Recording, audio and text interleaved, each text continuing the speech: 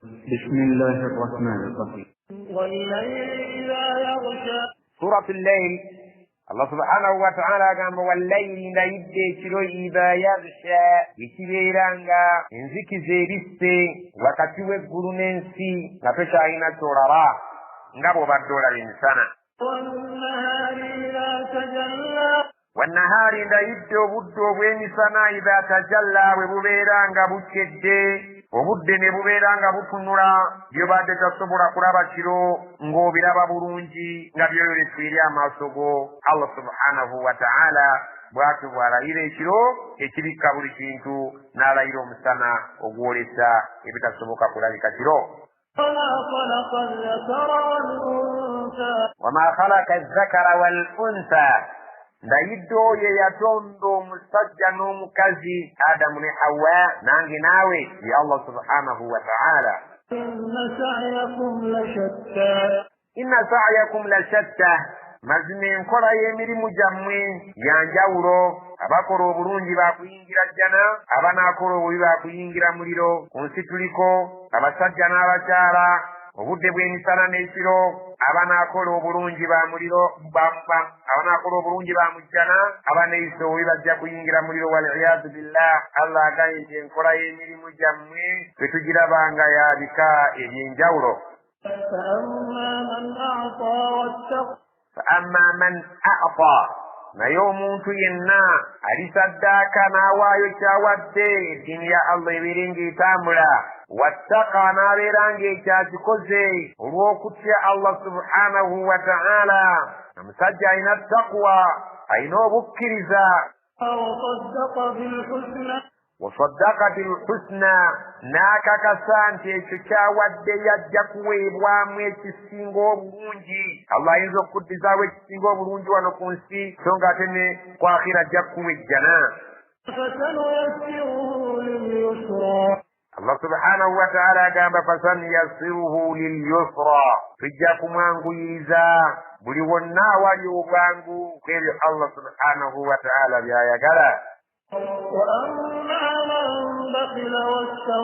naye man bakhila oyo anaakodowala n'abeera nga tayagala kuwaayo kasente ke mu kkubo lya Allah. wastaghna n'abeera nga yeegaggasa yekka, talina kyeyeeguya eri Allah. wakazzaba bilhusna n'alimbisa okumuddizaawo ekisinga okuba ekirungi nga yejjana, so nga ne ku nsi Allah asobola okukuwa ekirungi okusinziira ku ekyo ky'owaddeyo, n'akuwamu ekirungi ekisinga ekyo ky'owaddeyo, ate nga ne ku akhira ajja kukuwa ejjana. fasanuyassiruhu lilusra, tugenda kumwanguyiriza buli mbeera yonna eneemuteeka awazibu ku lunaku lw'enkomerero. wejja okusanga nga mu kibanda kya firimu ayanguwa okuteekayo ssente, awali abayimbi n'ateekayo n'abantu be n'emikwano gye. Allah ekkubo eririmu ebijja okumufuukira ebizibu ku akhira alimugondeza.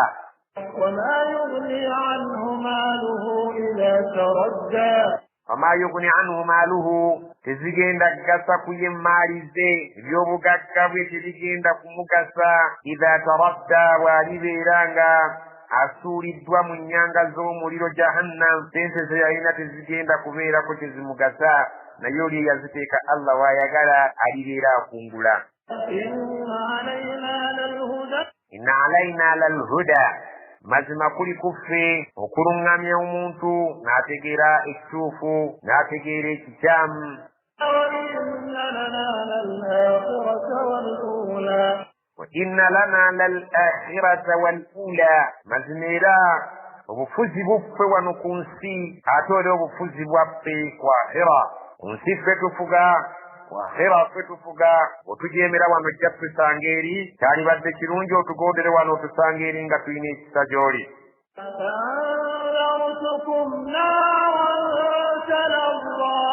faanzartukum, batiisizza nnyo ne mbalabula kiwanvu, naaran, eriyo omuliro, talazza, ogwokye nnyo, ogulina obubalagaze obw'ekika ekyenjawulo. la yaslaha illa al atqa teri bagenda kuguyingizibwa okujjako abalibeera wano ku nsi nga boonoonefu okwonoona okwo okulabika nti kuli bakuyise we kwandikomye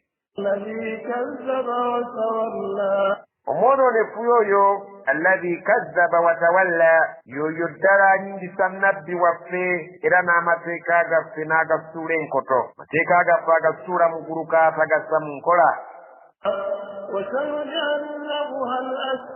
wasayujannabuha al atqa ajja gwewazibwa omuliro ogwo agubeere wala nnyo oyo omuntu alimu akatya Allah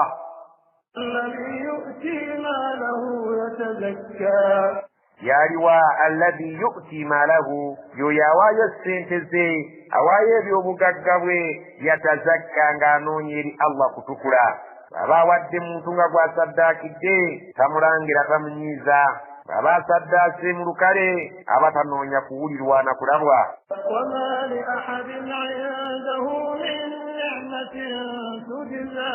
wama li ahadin indahu nga gyali talina muntu yenna min ni'matin tujiza gwanoonyaamu kyengera ati musasule okusinzira ku ekyo kyaba akoze ayagala Allah yekka y'amusasula talina kyayagala gyali kuva eri muntu yenna kubeera nti amusasula okujjako Allah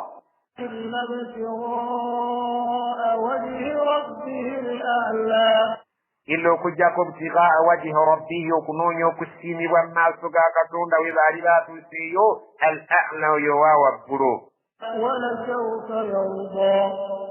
wala sawfa yarda kiribadde akyalisiima oyo awaayo ku lwa Allah